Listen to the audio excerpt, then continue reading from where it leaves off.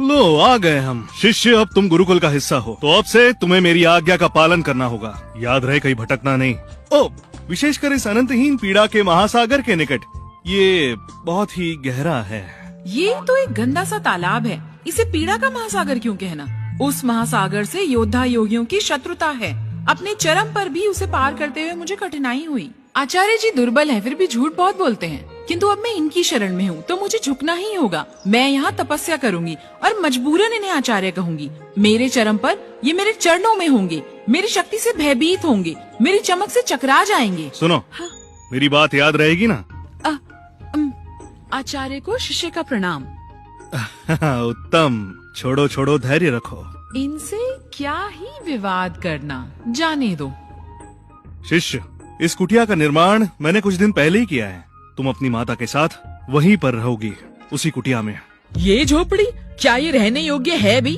क्या गुरुकुल में और कोई स्थान नहीं है? मुझे ऐसी जगह बिल्कुल नहीं रहना, समझे? मेरी कुटिया तो आकाश के महलों से भी बहुत उत्तम है। ये झोपड़ी पालतू कुत्ते की कुटिया से भी बदतर है। चलो चले यहाँ से, हमें देवशास्त्र जाना चाहिए। क्या पता शायद केलव जी हमें रहने की अनुमति दे दें। चलो जल्दी चलो। माँ, मैं यहाँ साधना करने आई हूँ, आप समझिए। शिष्य, तुम केवल 9वें स्तर पर हो, इसे नहीं संभाल पाओगी, ये तुम्हें घायल कर देगी। ये क्या ख्याल है तुम्हारा?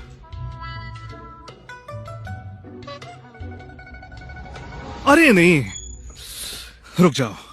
शिष्य, मैं तब से कह रहा हूँ ये तुम्हें घायल कर देगी, तुम्हें खुद को संभालना होगा।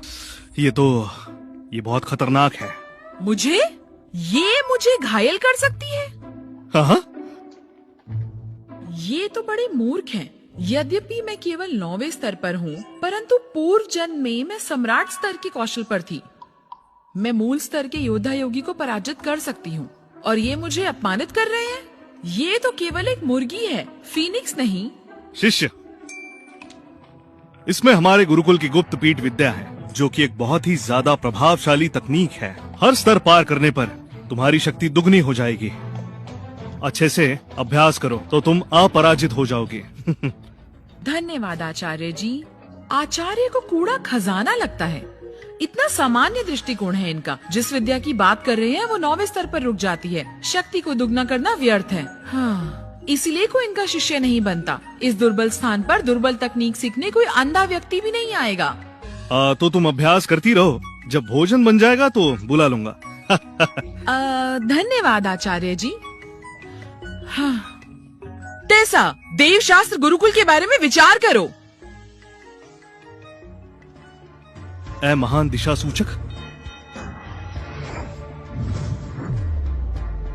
अब मैं समझ सकता हूँ। मेरी ऊर्जा शक्ति अब संस्कार के शिखर पर है। मूल धारणा स्थापना के लिए मुझे 5 प्राकृतिक विशेषों वाले शिष्य चाहिए। टेसा लैंग के पास अग्नि शक्ति है, फिर अब मुझे केवल 4 शिष्य और चाहिए। शीघ्र इस दिव्य फिनिक्स को भूनता हूँ। मेरी शिष्य भाग्यशाली है, उसे पहले दिन फिनिक्स का मांस मिलेगा। आचार्य, मैं एक दिव्य पक्षी हूँ। मेरे शरीर का सर्वनाश करने पर भी मेरी आत्मा का विनाश नहीं होगा। रस्सी जल गई पर बल नहीं गया। मैं अमर हूँ। मैं तुम्हारे हृदय को भयभीत करूंगी, उसे चूर चूर कर दूंगी।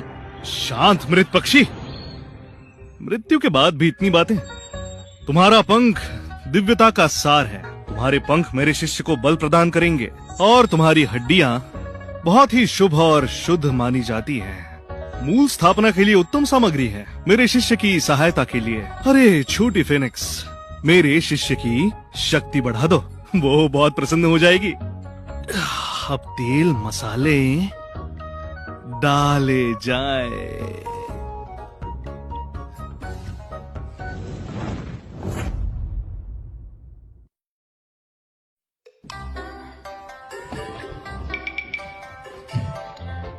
माँ, टेसा, ये देखो, इस झोपड़ी को कुटिया नहीं कहते। ये झोपड़ी बिल्कुल खाली है। क्या ये रहने योग्य है भी? पशुओं का जीवन भी इससे आनंदमयी होता है। माँ, मैं यहाँ अभ्यास के लिए आई हूँ। ये स्थान शांत है। शांत? यहाँ प्रेत आत्मा भी नहीं भटकेंगे, इसीलिए शांत है। ठीक है माँ, शांत हो जाओ। माँ, मैं आपसे एक अनुरोध कर सकती हूँ क्या? मुझे यहाँ से जाने को मत कहना। यहाँ अकेली रहोगी तो मुझे चिंता रहेगी। ऐसा नहीं है माँ, मैं 9वें स्तर पर पहुँच चुकी हूँ, मूल स्थापना करने वाली हूँ। मैं चाहती हूँ आप मेरे लिए एक मूल हड्डी लाएं। क्या मूल हड्डी? ये मूल हड्डी क्या होता है? मूल स्थापना के लिए मूल हड्डी सबसे उत्तम और प्रभावशाली सामग्री है। सबसे उत्तम मूल हड्डी ही मुझे सम्राट स्तर तक पहुंचा सकती है। माँ, आप यहाँ के विक्रय केंद्र जाओ, आपको वो वहाँ मिलेगी। तुम अपने उस नकारा आचार्य से क्यों नहीं कहती? वो तो खुद ही दुर्बल है। उनके पास अपने लिए मूल हड्डी नहीं तो मुझे कैसे देंगे? जानती हो, यदि तुम देवशास्त्र में जाती तो तुम्हें इस सब की चिंता नहीं होती। माँ, ठीक है, मुझे समझ आ गया। अब मिली शांति।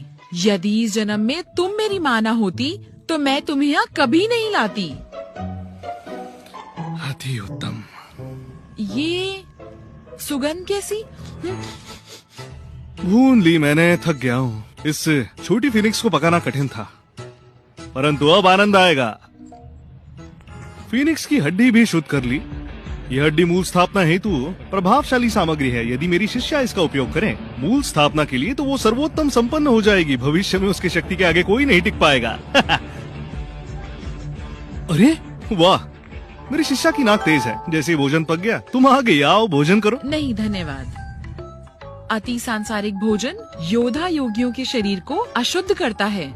आचार्य जी एक भोगी हैं। ऐसे भोजन का सेवन जितना करेंगे शरीर उतना ही अशुद्ध होगा। इससे साधना और ऊर्जा की उन्नति पर बुरा असर होगा। योद्धा योगियों को सांसारिक जीवन से दूर रहना चाहिए। और ये मुझे उल्टा पाठ पढ़ा रहे हैं। मैं अपना ध्यान साधना की ओर केंद्रित करती हूँ। मैं भूखी रहूंगी, परंतु ऐसे भोजन का सेवन नहीं करूंगी। खड़ी क्यों हो? कुछ खा लो। ये आकर्षक लगता है। थोड़े से भोजन से मेरी साधना पर प्रभाव नहीं होगा, है ना? आचार्य जी, इसका स्वाद कैसा है? गुरुजी ने मुझे इतना आग्रह किया, इसीलिए मैं थोड़ा चक्कर देखती हूँ। हाँ, परंतु अब तुम नहीं खा सकती। तुम्हारा शरीर इसकी ऊर्जा को पचाने के योग्य नहीं है। आचार्य जी बहुत लोभी हैं। इससे अच्छा बहाना नहीं मिला था। ये केवल एक मुर्गी है, फीनिक्स नहीं। इसकी ऊर्जा शक्ति कितनी ही होगी। हम दोनों एक स्तर पर हैं, तो मैं वैसा नहीं कर सकती, परंतु आप कर सकते हैं। आप बड़े कंजूस हैं। ठीक है, नहीं खाती। रुको शिष्य,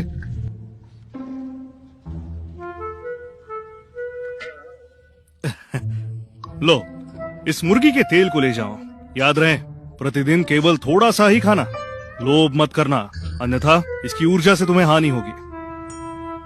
अब जाओ। हाँ? एक बूंद तेल का प्रतिदिन सेवन करना है? यदि भोजन नहीं देना था तो कह देते। इसीलिए पिछले 10 वर्षों में यहाँ केवल मैं ही आई हूँ। जैसे ही मैं मूल स्थापना संपन्न करूंगी, 10,000 मुर्गियाँ आपको भेंट करूंगी, ताकि आपको मेरी शक्ति का अनुभव हो। केवल एक बूंद तेल, कुत्ते भी इसे अस्वीकार करेंगे। देख लेना आप, कंजूस कहीं के।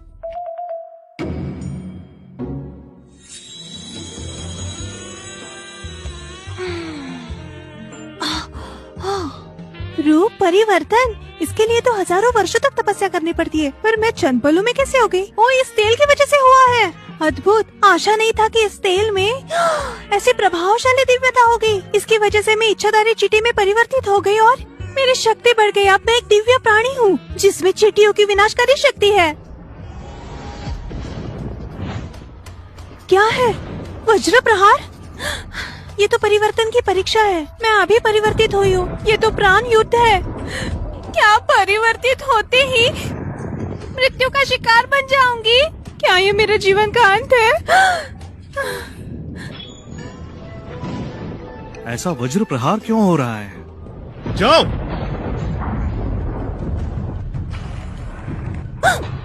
ये एक दिव्य मनुष्य है या एक शक्ति है? स्वर्ग के व्यर्थ नियम, इन्हें तो नष्ट हो जाना चाहिए। धन्यवाद दिव्य मनुष्य तेल के लिए और वज्र प्रहार से मेरी रक्षा करने के लिए। मैं इच्छाधारी चींटी प्रण लेती हूँ कि इस गुरुकुल की सदैव रक्षा करूंगी। तेल मैंने कब दिया? ओह, तो मेरी शिष्या ने तेल अस्वीकार किया और तुमने उसे खा लिया। ठीक है, जब उसने स्वीकार नहीं किया तो अच्छा है तुमने खा लिया। मेरे आंगन में ही रहो।